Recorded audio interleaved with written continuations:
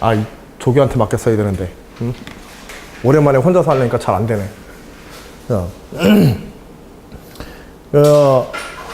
조금 이제 이 원론적인 문제야. 그런 요소를 조금 이제 더 다루는 게 이제 또 부산대 문제의 특징이라고 이렇게 보시면 되겠고, 일면에서 보게 되면은 부산대 문제가 성대 문제보다 조금 더 까다로운 요소들을 가지고 있는 게 있어. 문제를 보다 보면. 그래서 우리가 뭐 학교에 뭐 상위권 학교 뭐 수능에서 이제 뭐 성적에 따라서 대학들 레벨을 나누긴 하지만 사실 논술 문제상에서 난이도라고 하는 건 그 대학 우리가 흔히 얘기하는 그 대학별 레벨하고는 크게 관계없이, 오히려 이제 우리가 조금 그 전체적인 학생들 선발 기준상으로는 좀 낮다고 하더라도 논술 문제 자체는 상당히 까다롭고 더 까다롭고 그런 문제들이 또 나오기도 하거든. 일단은 뭐 문제 보면서 얘기하자. 28페이지에 문항 1번을 보시게 되면 이거는 뭐 우리가 전에 뭐 수학적 기납법이라든지 이런 데서 이제 봤던 내용의 문제이기도 하고요.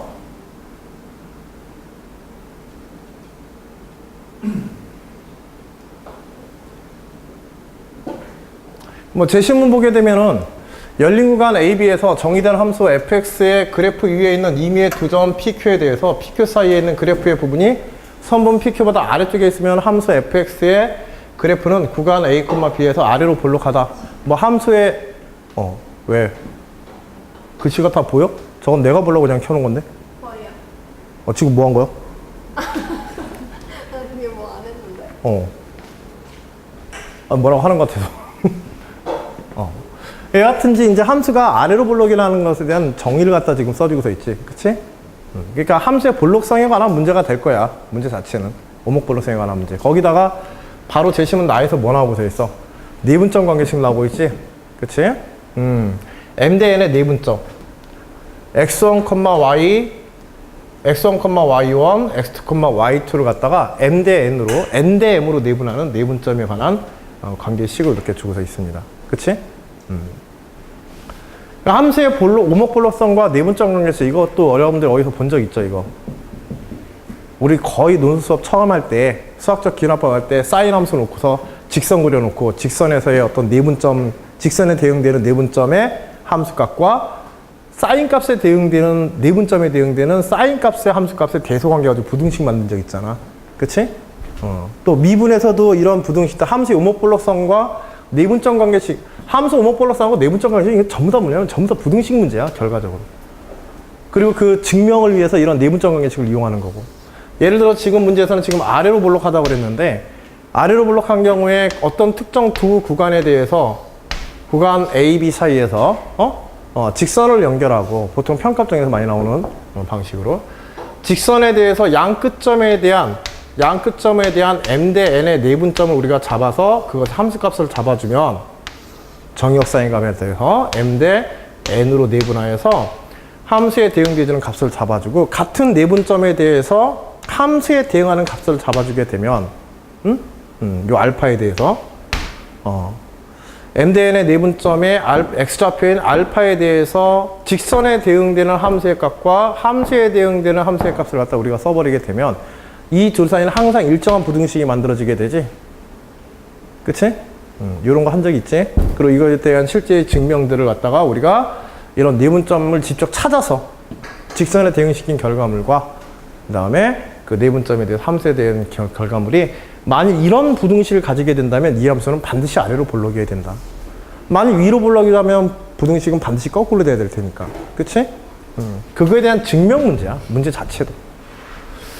두 함수 fx, gx에 대해서 fx와 gx가 알파와 베타로 수렴한다고 한다면, 수렴하고 이때 a를 포함하는 열린 구간 내의 모든 x에서 fx가 gx보다 작거나 같으면 그것의 수렴값 역시 작아야 된다. 사실 이거는 뭐 극한값이 작으면 수렴값이 작아야 된다라고 하는 이야기이기도 하지만은, 이거는 전에 수열의 수렴성에 관한 이야기할 때 이런 얘기들 한 적 있어. 어떤 하나의 수열 AN에 대해서, 요거 뭐 GX라고 했지만 수열로 따지면 요게 BN이라고 할 때 BN이 어떤 특정 값으로 수렴하고 항상 BN이 FN이 GN이라고 하자. fn이 gn보다 항상 작거나 같으면서 증가수이나 증가함수이면 리미트 fn은 반드시 수렴해야 된다. gn이 수렴하면. 그런 것과 이제 비슷한 뭐 구조를 가지고 있는데, 뭐 이건 문제에 따라서 뭐 이용되어지는 점은 결정할 수 있지만, 여하튼지 극한에 대한 극한값에 대한 대소 비교를 갖다가 이제 주제로 하고 있는 소재로 하고 있는 그런 이제 제시문이지. 자, 1번 문제. 구간 A, B에 속하는 임의의 P, Q와 T가 0과 1 사이인 임의의 T에 대하여 부등식 F1-T의 P 플러스 TQ가 1-T의 FP 플러스 T의 FQ보다 작거나 같음을 성립함을 보이시오.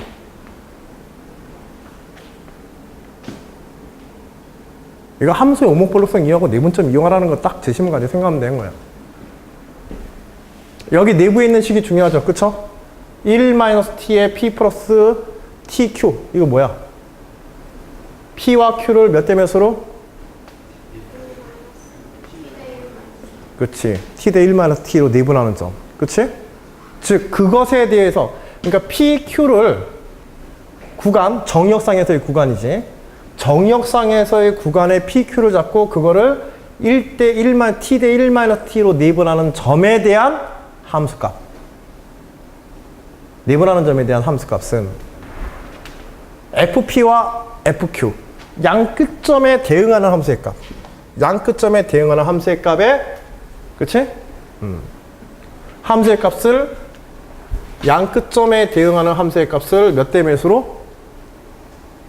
T 대 1-T로 내분하는 점. 즉, 여기에서 T 대 1-T의 내분점이지. 그치? 양 끝점에 대한 내분점, 양 끝점에서의 함수값의 내분점이란 결국 뭘 얘기하는 거야? 이 직선에 대응되어진 값을 얘기하겠지. 그치? 그래서 우변의 부분이 뭘 나타낸다?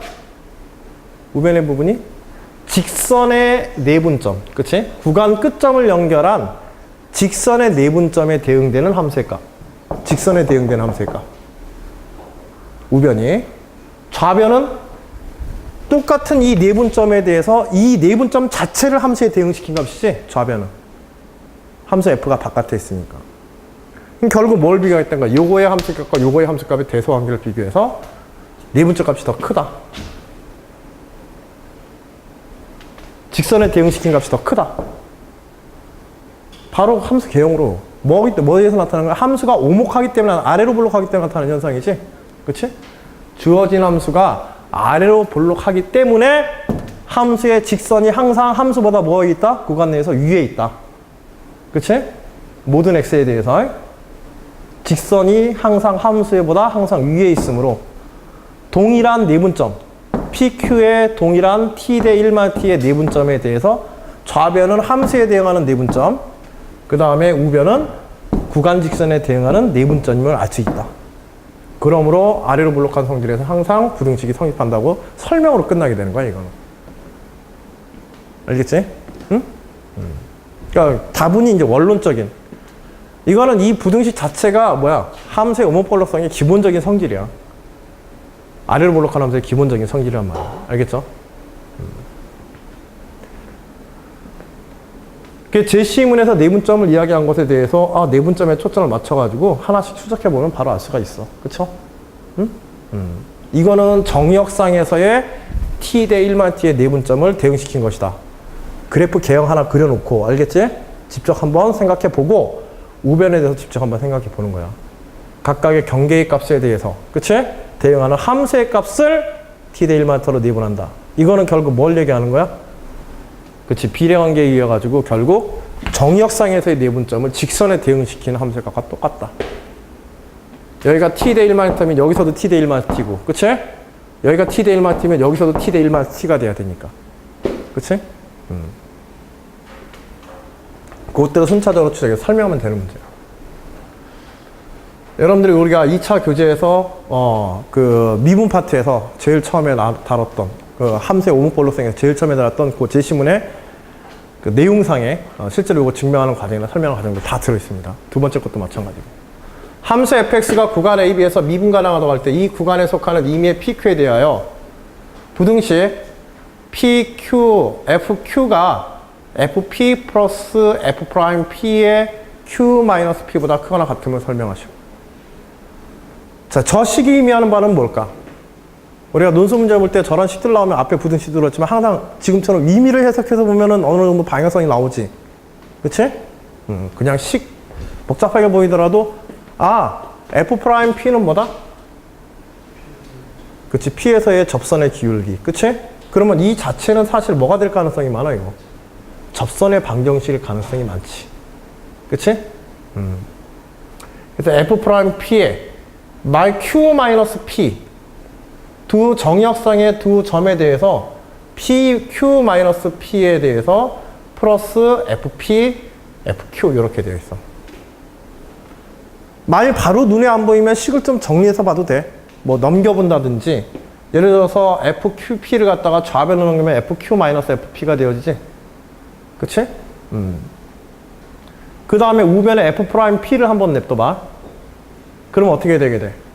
Q가 P보다 크다고 가정하게 되면 결국 Q-P분의 FQ-FP가 F'P보다 크거나 같다. 뭐하고 유사해? 등호가 성립할 때는. 평값 정리하고 비슷하지. 그치? 평값 정리는 어디에서 왔어? 접선의 기울기와 구간 직선의 기울기를 비교하는 거였단 말이야. 그치? 그럼 여기도 그것과 유사할 가능성이 많지. 그치?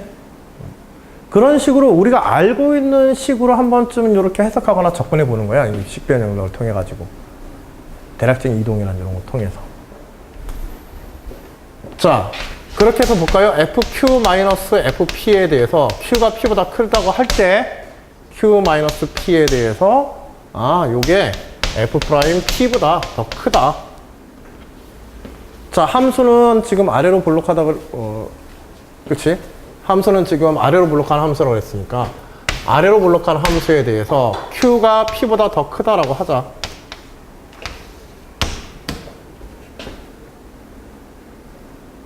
이때 지금 요거는 직선의 기울기를, 접선의, 구간 기울기를 얘기하는 거지. 그치? 좌변은 구간 기울기. 그 다음에 얘는 뭐야? 점 P에서의 뭐야?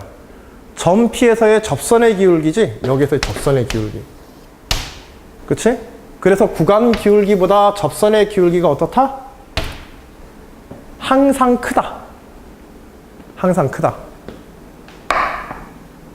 Q가 P보다 크다면. 만일 Q가 P보다 크다면, P가 Q보다 크다면 어떻게 되겠어? P가 Q보다 크다면 넘어갈 때 부동호의 방향이 바뀌어버리지. 그치? 그러니까 그렇게 해도 똑같은 얘기가 되는 거야, 결국. PQ의 대소관계가 바뀌어도. 즉, PQ에 상관없이 이런 게 성립한다는 얘기지. 물론 여기서 봐봐. 지금 요 구간, 하나가 Q가 이 지금 오른쪽 구간에 있고, 예를 들어서 오른쪽 구간에 있고, 이거는 그냥 이야기야. 알겠지? 실제로 푸는 게 아니라 대략적으로 방향 잡아보자는 이야기야. Q가 지금 오른쪽 구간에 있고 P가 왼쪽 구간에서 움직인다면 접선의 기울기는 항상 마이너스일 거기 때문에, 그치?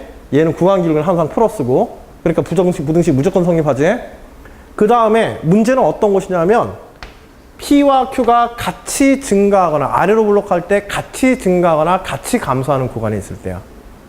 그렇다고 할지라도 같은 구간에 있을 때라고 할지라도 지금 이쪽에서 양쪽 제일 작은 값에서의 접선하고 아래로 블록할 때, 제일 작은 값에서의 접선의 기울기는 그거보다 큰 값에 대한 구간 기울기보다 항상 작게 돼 있단 말이야. 그치? 여기서도 마찬가지야. P를 여기다 잡아버리면 구간 기울기는 이게 되어지고 접선의 기울기는 이렇게 되어지게 되지. 그치? 항상 접선의 기울기보다 구간 기울기보다 큰 게 뭐다? 아래로 볼록한 함수의 특징이라는 거야. 거꾸로 이거를 P'로 잡지 않고 여기를 Q'로 잡으면 어떻게? PQ'로 잡으면 이거 어떻게 되겠어? PQ'로 잡으면 부등식은 항상 반대가 되게 돼 있어요. 아래로 볼록할 때는. 그치? 아래로 볼록할 때 FQ'로 잡는다는 얘기는 여기서 이렇게 잡는다는 얘기지? 접선을. 그치? 그러면 구간 기울기보다 이 기울기 어떻게 되게 돼 있어? 아래로 블록한 구간에서는 항상 제일 큰 구간의 최대점에서 x좌표의 최대점에서 접선의 기울기는 어떤 구간 기울기보다 항상 크다. 요거 이제 설명하는 건데, 사실 이거는 이거하고 똑같은 문제가 2010학년도에 시립대 문제로 나온 적이 있어요. 여러분들이 교재상에서도 문제도 있었는데 다시는 출제되지 않을 거라고 해가지고 그냥 뺐어. 알겠지? 수업할 때는 내용상에서는 어차피 이런 정도까지 뭐 출제돼서 나온 거고, 실제로 뭐 그것에 대한 풀이라든지 그런 것들은 증명이라든지 그런 것들은 이것도 뭐 원론적인 문제야. 알겠지? 함수가 아래로 블록할 때까지는 기본적인 수학적 특징에 대한 명제거든. 중요 명제야. 알겠지? 중요 성질의 명제인데 그거 자체를 이제 증명하라고 하는 그런 이제 문제인 거고,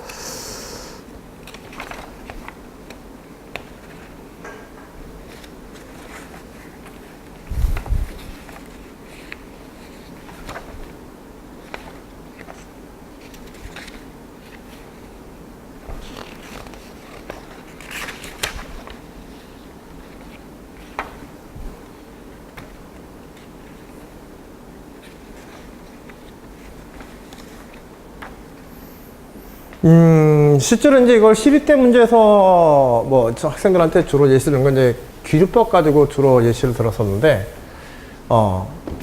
만일 이게 성립한다고 한다면, 만일 이것에 역의 부등식이 성립한다든지 뭐 이런 경우를 해가지고 이게 성립한다고 한다면 PQ에 대해서 문제에서도 보면은 중간에 어떤 X의 값이라는 얘기를 하는데 PQ 사이에는 어떤 의미의 X를 하나 잡아줘.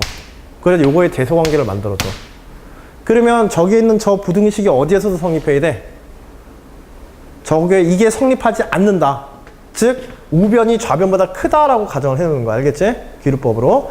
우변이 좌변보다 크다 하고서 우변이 좌변보다 크다고 한다면은 그것에 대해서 중간에 x의 값에 대해서도 어때야 돼? PQ 사이에 있는 어떤 x에 대해서도 그 부등식이 똑같이 성립해야 되지. 그치? 요 구간과 요 구간을 나눠서 생각하자 이거야.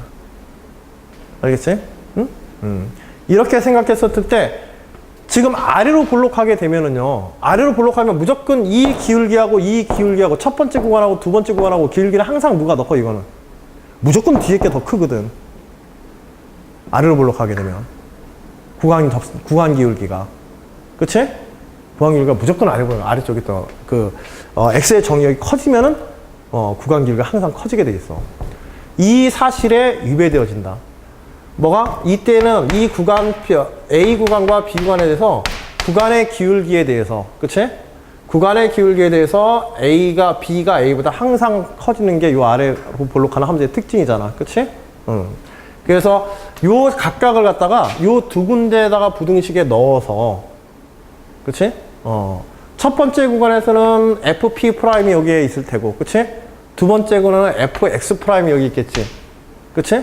fx'에 대해서 부등식을 놓고 이 부등식에 대입해 보게 되면은 최초의 부등식과 뭐가 생기면 모순이 생기게 돼요. 알겠지? 그래서 요 대소관계, 요 구간 기울기의 대소관계의 특징을 이용해 가지고 우리가 바로 증명할 수 있어요. 또 하나는 여기에다가 뭐 해주게 되면 여기서 여기까지의 구간 기울기의 변화를 보게 되면 요 세 개의 부등식을 연결해서 마지막에 있는 게 P에서 Q까지를 갖다 전체로 이제 보는 게 우리가 목적인데, 그치? 그 구간에서 이미 X를 잡아주게 되면 요 두 개에 대해서, 그 다음 요거에 대해서 요걸 C라고 한다면은 이런 대소관계의 부등식이 생기게 된단 말이야. 그치?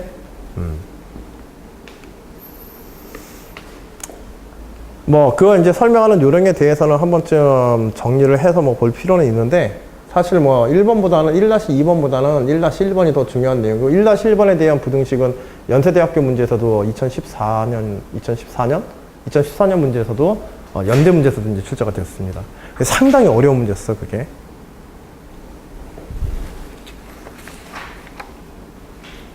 그러니까 학교들 문제들이 중복되는 경우들이 꽤 있어. 문제를 보다 보면. 그 다음에 문항 2번. 사실 이제 문항 2번을 조금 이제 중심으로 여기서는 좀 설명을 하려고 했던 건데, 문항 2번은 뭐냐면 이제 점화식의 수열의 귀납적 정의에 관한 문제이고, 흔하지는 않은 문제야. 알겠지? 흔하지는 않은 문제지만은 문제의 복잡성 때문에 문제의 본질을 파악하는데 어려움을 많이 겪는 종류의 문제 중에 하나예요. 자, 수학적인 아이디어만 조금 여기서는 점검해봐. 봐봐. 문항 2, 제시문. 생물 세포의 성장을 모방하여 성장 모델을 다음과 같은 방법으로 만들었다. 자, 성장 모델에서 각각의 세포는 매 단계마다 아래의 규칙들을 따라 분열하거나 바뀐다. 자, 아래의 규칙에서 A, B, C, D는 각각 한 개의 세포를 나타내며 규칙 1, 세포 A는 그림 1에서와 같이 5개의 세포 A, B, B로 분열한다. 규칙 2, 세포 B는 다음 단계에서 한 세대가 지나면 B에서 C로 세포 C로 변환되어진다. 그 다음에 규칙 3, 세포 C는 그림상과 같이 다음 단계에서 한 세대가 지나면 다음 단계에서 B와 D의 세포로 분열하게 된다. 규칙 4, 세포 D가 만들어지면 세포 D는 더 이상 변하지 않고 자기 자신을 그대로 유지한다. 이런 특징을 가지고 있다고 하자. 다음은 세포 A의 성장 과정은 규칙에 따라 1단계에서 4단계까지 나타낸 것이다. 자, 1단계는 세포 A에서 출발한 거지. 세포 A가 규칙 몇에 의해서? 규칙 1에 의해서 지금 이와 같이 바뀐 거지. 그치? 3개의 A와 2개의 B로 분열한다. 그 다음에 2단계에서 3단계로 갈 때는 2단계, 3단계는 양 3개의 귀퉁이에 있는 A가 각각 이런 셀 하나를 2단계 셀 하나를 각각 AA가 만드는 거지. 그치? 다음 단계에서. 그래서 여기에 위에 옆에 이렇게 3개가 붙어 있고 가운데 있는 B는 뭘로 변하게 돼? 가운데 있는 B는 다 C로 변하게 되지.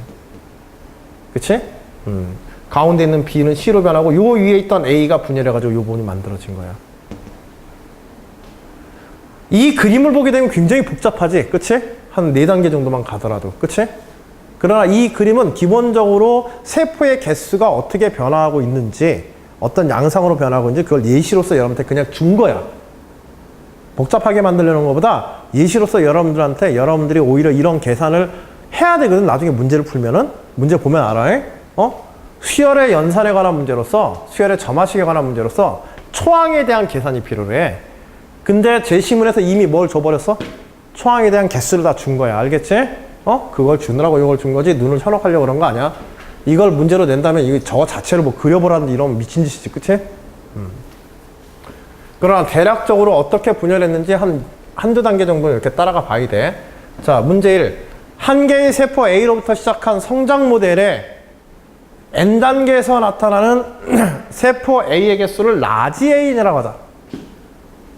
N단계에서의 세포 A의 개수를 라지 A라고 하자. 라지 A는 어떻게 변하는지 생각해야 돼. 그 다음에 B의 개수와 C의 개수, D의 개수의 합을 다 합해서 BN이라고 하자. 자, 다음 물음에 답하시오. 자, B의 6의 값을 구하시오. 사실 2번보다도 여기서 1번에 집중해봐. 원론적인 문제 1번이야.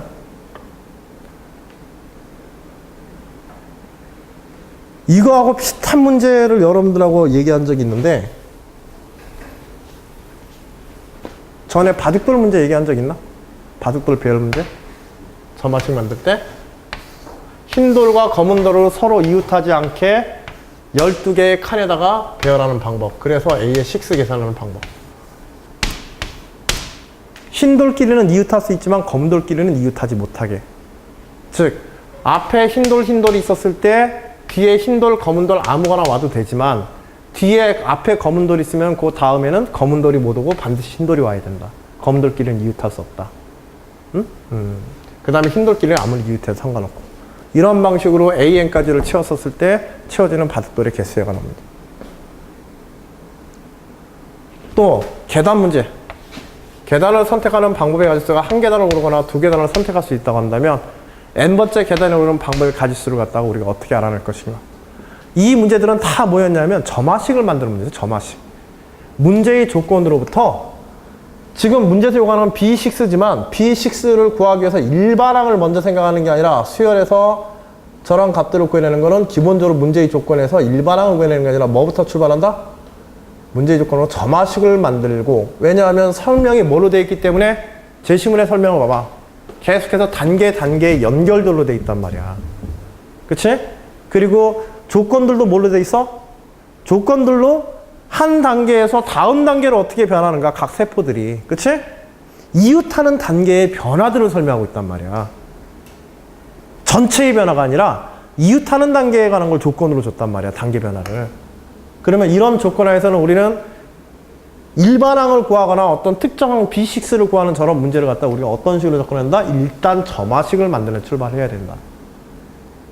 알겠지? 그러면 정말 간단해지는 거야. 봐봐. A가 만들어지는 걸 N당, 이거 점화식에서는 무조건 뭐부터 정의하라고 했어? 점화식 만들 때에는 AN부터 정의한다 그랬지. 그치? N단계를 정의하고 문제의 조건으로부터 이웃하는 항으로부터 어떻게 변화해서 다음 단계가 만들어지는가. 이것만 식으로 연결하면 된다고 그랬어. 자, 그러한 점화식에 관한 아주 좋은 연습 문제예요, 이거는. 꽤나 난이도도 있으면서.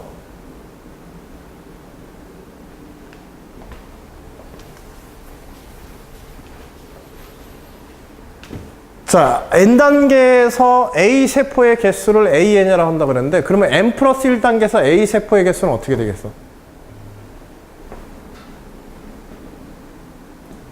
그치.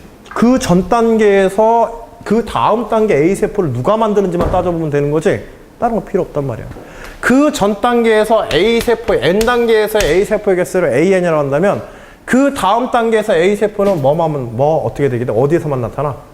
A가 분열해서 만들어지는 A들밖에 없지. A가 분열해서 몇 배로 늘어나게 돼? 그쵸, 3배로 늘어나게 되는 거야.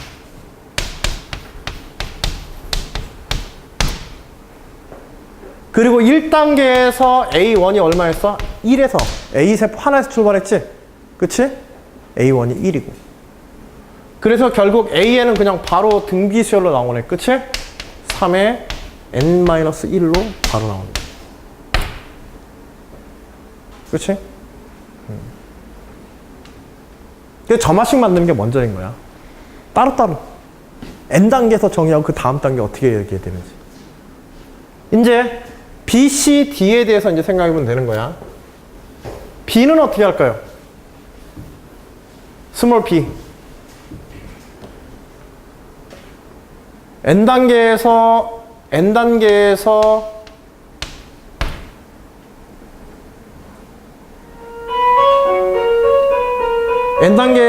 B가 만들어지는 거는 N 플러스 1단계라고 할까?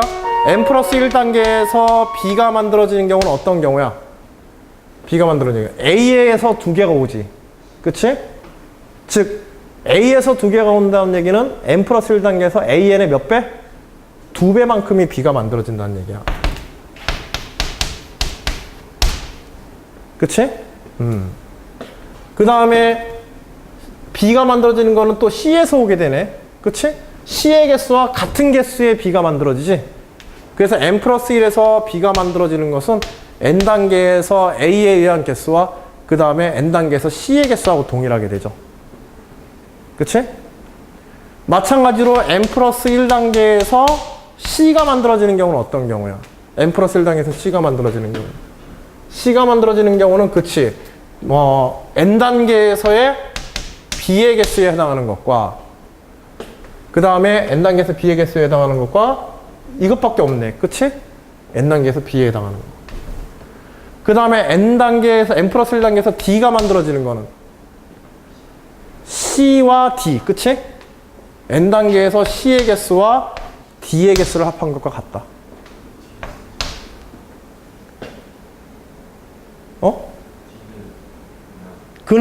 D는 계속 유지되는 거니까. 분열하지 않고.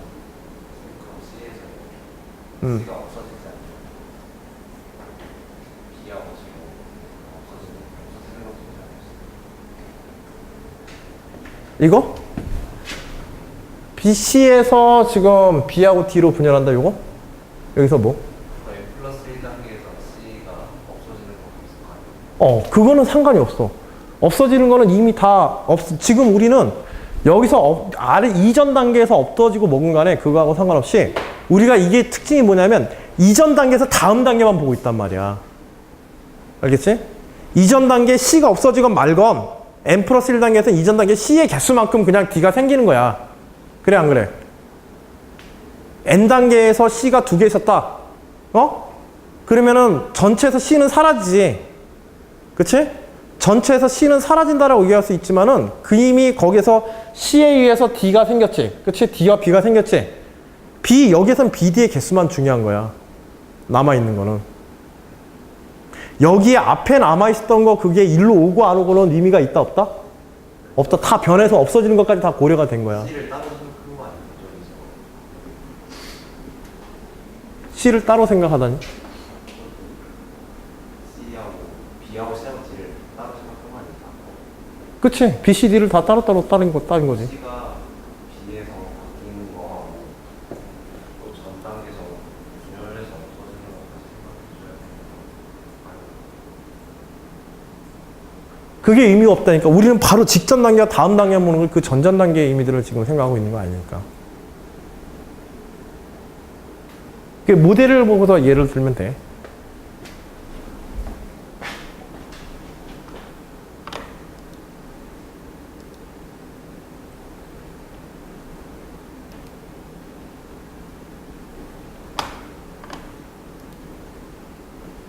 봐봐. 지금 여기에 C가 있지? 자연 지금 요 C가 지금 B와 D로 분열할 때 그러면 기존에 있던 C가 없어지는 게 문제가 아니냐. 그걸 개수에 감안돼야 되지 않느냐. 그거 얘기하는 거지. 그치?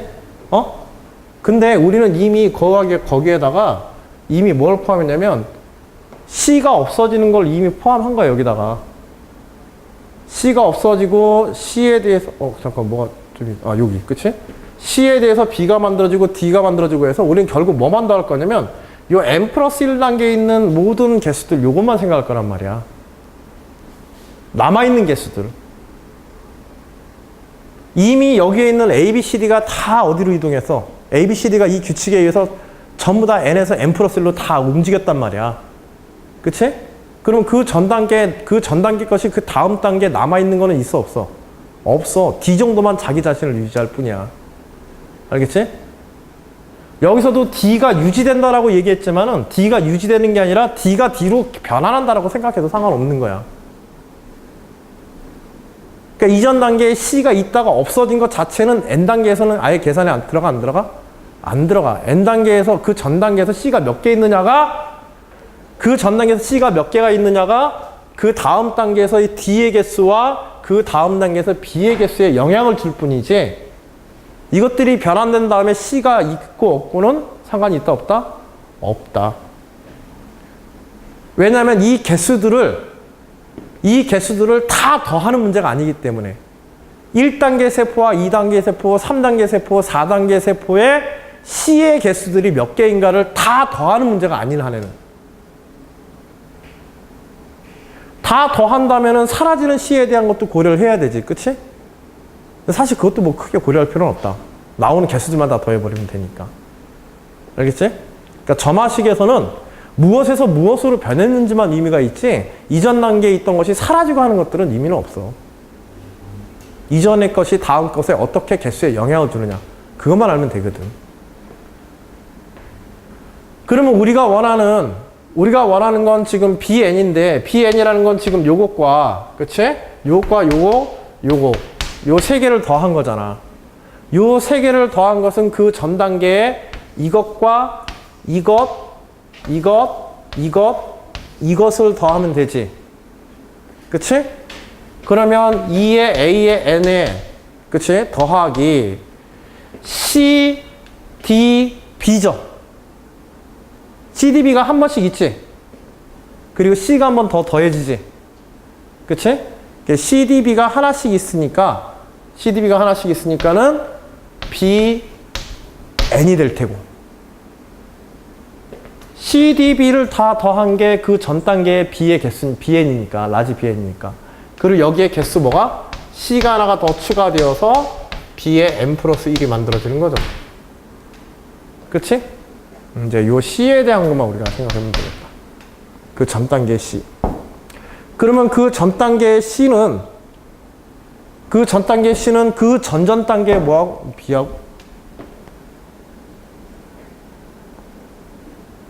B하고 같나?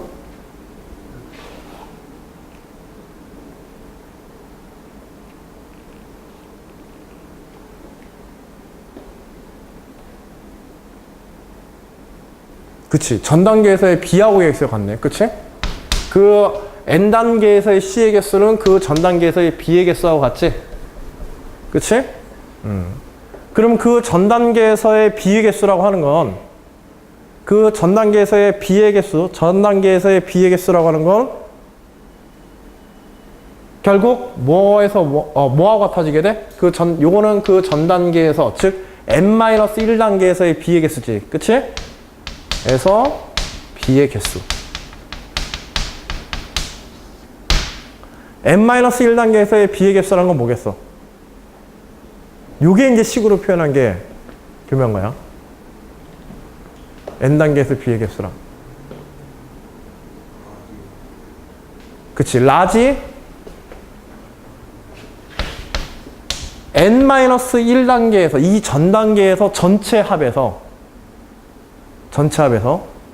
그 전전 단계에서의 전체 합을 B형의 BCD의 전체 합을 뺀 거야.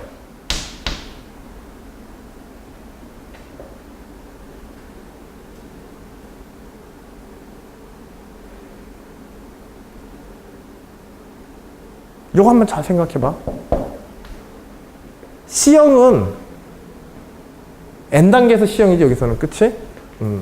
Bn 플러스 1에서 남아있는 Bn 플러스 1에서 C의 개수만큼이 하나가 남아야 되는데, 한 번 더 계산해야 되는데, 요 C의 개수라고 하는 것은 결국 N-1단계에서의 B의 개수하고 똑같지? C는 B에 의해서만 만들어지니까. 그치?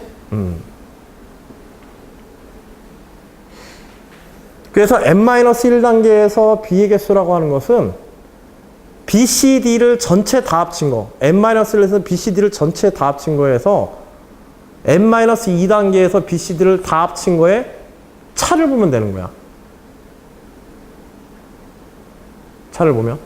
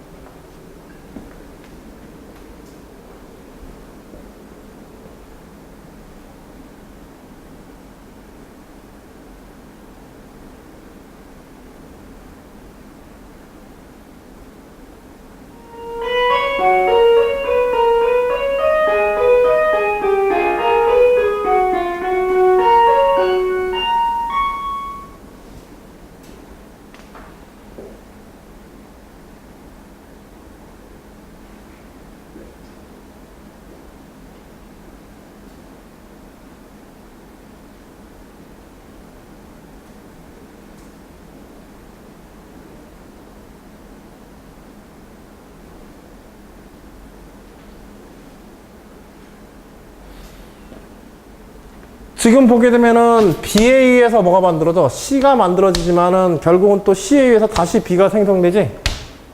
그치? B하고 C하고 지금 계속 순환하는 관계에 있고, C세포가 만들어지는 경우들을 갖다 우리가 제시문에서 보게 되면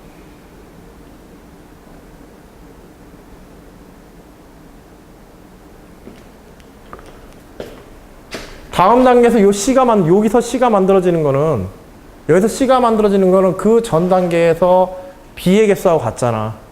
그렇지? B에서 C가 만들어지니까. 그리고 그 전 단계에서 B가 만들어지는 것은 그 A를 제외한, 뭐 나중에 요 4번에서 보는 게 좀 낫나? 왜냐하면 N-1, N 플러스 1, N- 총 4개의 항들이 지금 걸려있는 점화식이야. 이 점화식이 전체가 지금.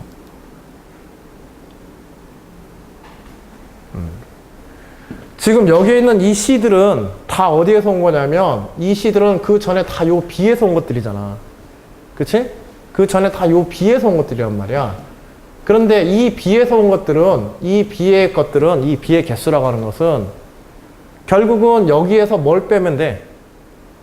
여기에서 B를 제외한 나머지 것들을 다 빼버리면 되지. 전체 BN에서 나머지 것들. 그치? B를 제외한 나머지 것들을 다 빼버리면 된단 말이야. 근데 B를 제외한 나머지 것들은 다 어디에서 온 거야? B를 제외한 나머지 것들은 다 그 전 단계에서의 A를 제외한 나머지 것들에 다 온 것들이란 말이야. 주어진 규칙을 보게 되면 그거 생각해내는 게 여기서는 좀 골치 아픈 포인트긴 한데 B를 제외한 나머지 것들 있죠? B를 제외한 나머지 거랑은 결국 C, D인데 이 C, D는 어디에서 오냐면은 D 자체에서 오고 그 다음에 B, D에서도 그치? C하고 D는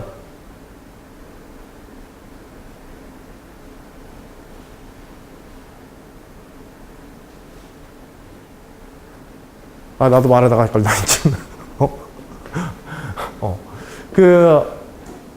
전 단계에서 B의 개수라고 하는 거는 전체 Bn에서 B를 제외한 나머지 것들을 빼주면 되잖아. 그치? C와 D를 빼주면 되는 거지. 그치?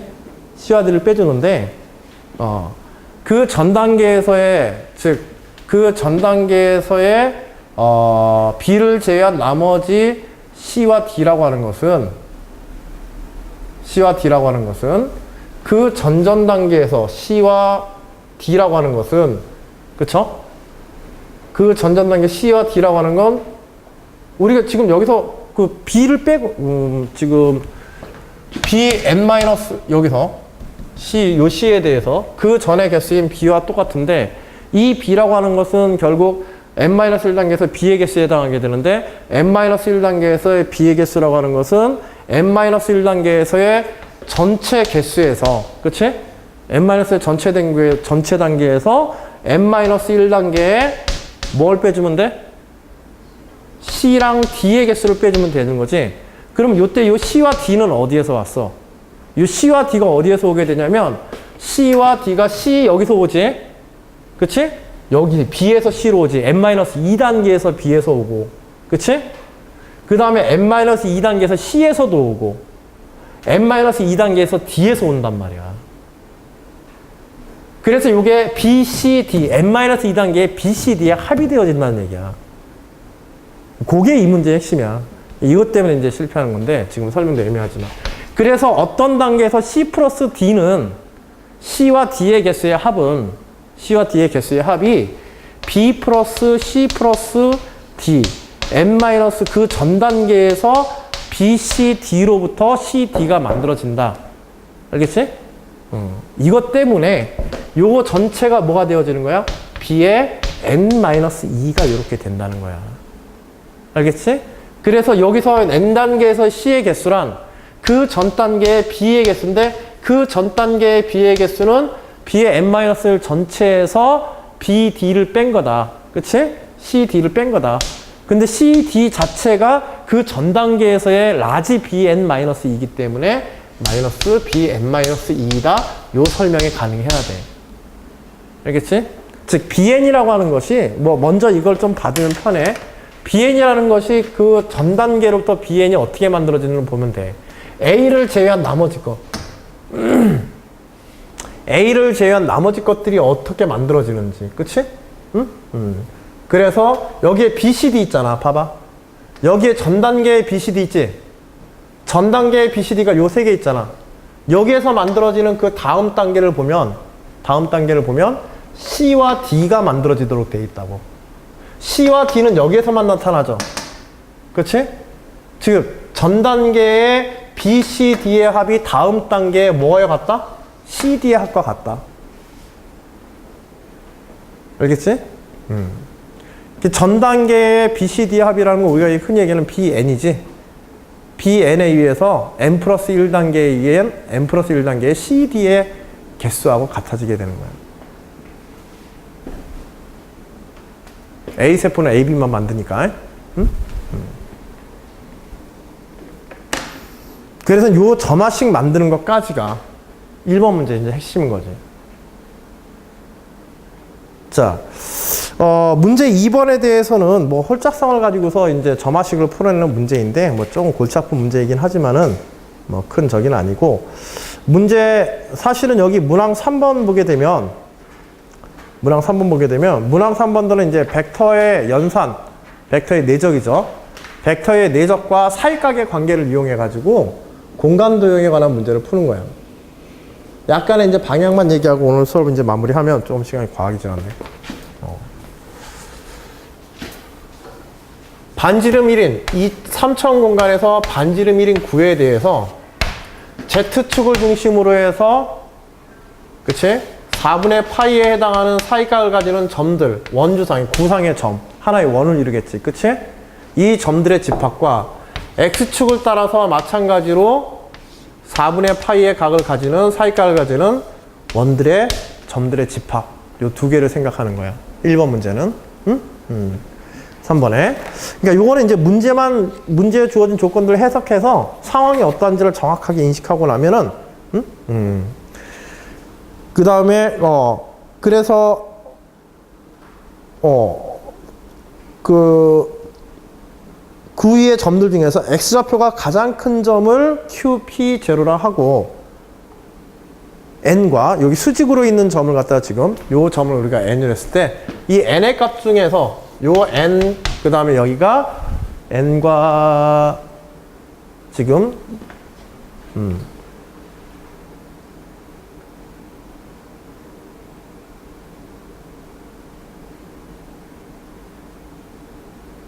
그치. 그래서 여기 상에, 요 좌표 상에, Z축 상에 지금 N이 놓여 있고, X축 상에 2가 놓여 있는데, N에 대해서 각이 4분의 파인 것 중에서 X좌표가 가장 큰 놈을 구해라. X좌표가 가장 큰 놈이라는 건 결국 Y 값을 제로로 놨었을 때 A 값이 되겠지. 그치? X좌표 값을 우리가 구해내면 되는 거고. 여기에 대해서는 이 값에 대해서는 Z 값이, 그치? Z 값이 제일 큰 놈을 Y좌표가 제일 큰 놈을 갖다 입력하는 거야. 그러면 Z좌표를 갖다 0으로 만들어버리게 되면 이 구면상에서 요 원주상에 놓여있는 점들 중에서 Y값이 제일 큰 놈이 나오겠지. 그치? 그렇게 해서 요 점의 좌표와 요 점의 좌표를 구하는 게 1번 문제고, 2번 문제는 뭐냐면, 2번 문제는 이제 반시계 방향으로, 그치? 시계 방향으로, 축을 중심으로 해서 저 점 Q0와 P0를, 그치? P0와 Q0를 회전시킬 때 일정한 각속도로 요 원주상과 요 원주상을, 이 점들을 회전시킬 때 이 점과 이 점을 연결하는, 이 점 P를 연결하는 선과 여기 Q를 연결하는 요 사이의 각이, 요 사이의 각, 요 콘 사이의 요 사이의 각이 가장 크게 되어지는, 사이각이 최소가 되어지는 값을 구하여라. 그리고 그 각도를 알고 그 각도에 대해서 코사인 값을 구하여라. 이 사이각이 최소가 되어지는. 사이각이 최소가 되어지는 알파에 대해서 이거의 코사인 알파를 계산하고 했는데, 결국 뭐냐면, 코사인은 지금 요 사이각은 제로에서 파이 사이를 넘어갈 수 있어, 없어? 제로에서 파이 사이를 넘어갈 수 없지, 저 조건에서는. 그치? 즉, 제로에서 파이 사이 영역에서 코사인 알파의 값이라고 하는 것은 이건 전부 다 감소함수잖아. 그치? 그래서 알파의 최소값에 대해서 최소값을 만드는, 사이각을 최소로 만드는 알파에 대해서 코사인 알파를 구하는 거는 코사인 값의 뭐다? 여기서 만들 수 있는 코사인 값의 무슨 값? 최대값을 구하라는 문제인 거야. 알겠지? 일종의 이제 벡터 내적 방정식을 이용하면 돼. 벡터의 사이각에 관한 벡터의 내적을 계산하면 크게 두 가지가 있죠. 그쵸? 성분 곱에 의한 것, 그 다음에 AB 코사인 세타를 구하는 것. 그리고 그 자체가 하나의 방정식을 만들지. 그치? AB 코사인 세타 이퀄 성분 곱의 합 해가지고 거기서 나오는 방정식을 이용해서 최대 최소 문제를 다루는 그런 이제 문제가 되어지게 돼요. 그런 정도를 한번 연습을 해봐. 그리고 마지막에 이제 부산대 위대 문제로 또 출제했던 문제. 부산대는 뭐 위대가 문제가 따로 출제되고서 있어요. 그리고 문제 난이도 자체가 일반 그 전형 문제하고는 문제 난이도 차가 꽤 있어. 알겠지? 그리고 앞에 성대 문제하고 지금 조금 다른 차이점을 보이는 거는 마지막 문항 정도를 제외하고는, 마지막 문항도 마지막 문항은 좀 계산형 문항이지, 그치? 특정 조건의 계산형 문항이고, 문항 1번과 세 개의 문항 중에서 이 문항 1번과 문항 2번은 뭐에 가까워? 좀 원론적인 문제에 가깝죠. 그쵸? 점화식의 구성에 대해서 정확하게 이해하고 있는가. 그 점화식이라고 하는 것이 귀납적 정의에 의해서 만들어진다고, 그 점화식이 만들어지는 원리에 대한 걸 제대로 이해하고 있는가. 그 다음에 함수의 오목블록에 관한 정의에 대한 정의로부터 부등식을 이해할 수 있는가. 기본적인 이제 함수의 성질에 관한 것, 기본적인 점화식의 구성에 관한 것. 교과적인 요소지만 문제 난이도는 꽤 높여놓은 그런 문제지. 그치? 그런 정도로 여러분들이 보고 참고를 하시고, 성대 문제하고는 약간 성향이 달라. 성대는 주로 응용 쪽에 좀 치우쳤다고 한다면. 그래서 성대나 혹은 그와 유사한 시험을 치르는 수준에서 이제 학교들을 보시는 사람들은 성대 2016학년도 자연계 2번 예시 문제를 풀어 오시고요. 그 다음에 혹시라도 부산대 시험 치르는 학생들은 따로 지금 나눠드리는 프린트 문제를 여러분들이 문제 나눠드렸죠. 따로 대면천상용 문제를 따로 나눠드린 거 있을 거야. 그 둘 중에서 하나를 선택해서 여러분들이 풀어 오시면 됩니다. 알겠죠? 그리고 조금 더 요 문항들보다 난이도 높은 문제, 뭐 연고대 정도 수준의 문항을 풀어보고 싶다고 하시는 분들은 부산대 위예과 문제로 나온 문제가 있을 거야. 알겠지? 그 문제를 풀어보셔도 좋아요. 알겠죠? 그것도 첨삭 과제로 네? 마지막 거 풀라고? 첨삭 과제요. 첨삭 과제 뭐? 성대하고 이둘 중에 하는 거야. 둘 중에 하나. 누가 끼고 성적이 원하는 대로 해줄게. 그럼 세 개 중에 하나 선택하세요. 부산대 위예과 문제를 풀거나 성대 2016학년도 자연계 2를 풀거나 아니면은 지금 여러분들 모의 첨삭 문제로 내드렸던 문제를 풀거나. 알겠지? 그 셋 중에서 하나 선택해서 다음 주까지 풀어오시면 되겠습니다. 오늘 좀 많이 늦었는데 앞에 뭐 설명하느라 좀 시간이 가서 그렇고, 그리고 요거는 여러분들 그 자료에 해설지예요. 뭐 문제 푸시는 동안에 해설지 뭐 조금 뭐 필요하면 조금 참고해도 뭐 보는데 내가 옆에서 뭐라고 할 수는 없을 테고.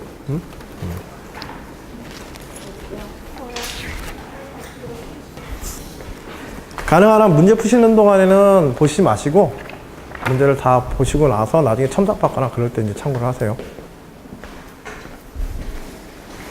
그리고 문항 해설지에 약간 프린트 오타가 있는 거 있는데 그거 한번 알아서 찾아봐.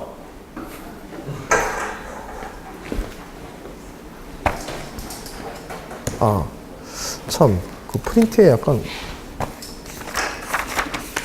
잠깐만. 그거 얘기 안 해주면 또 나중에 문제 생기겠다. 여러분들 성대 문제 26페이지에 논술루스와 자연계 2 있죠? 거기 프린트에 제시문 1에 보시면 문제 오타 있어서 그래. 26페이지 문제 1에 제시문에 보시면 제시문 네 번째 줄에 y fx x의 알파 제곱 위의 점 p x의 x 알파로 되어 있는데 x의 알파 제곱이에요. x 곱 알파가 아니라 x의 알파 제곱 콤마 제로예요. 점 p의 좌표가 x 콤마 x 알파 콤마 제로로 되어 있는데 x 콤마 x의 알파 제곱 콤마 제로예요. 그거 좀 수정해 주시고요.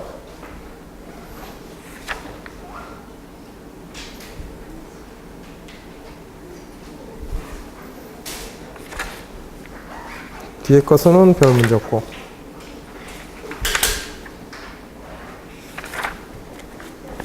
그 해설은 참고하되, 해설은 제가 지금 여러분들한테 뭐 오타난 것 좀 있는데 그거 정리해 놨는데 그걸 직접 보여드릴 수 없으니까 일단 오타 수정한 걸 제가 메일로 따로 보내드릴게요. 예, 오늘 여기까지 봅시다. 수고했습니다. 다음 주에는 참 목요일 날 2시, 목요일 날 1시, 다음 주 목요일 1시. 괜찮죠? 네. 예, 다음 주 목요일 1시 보겠습니다.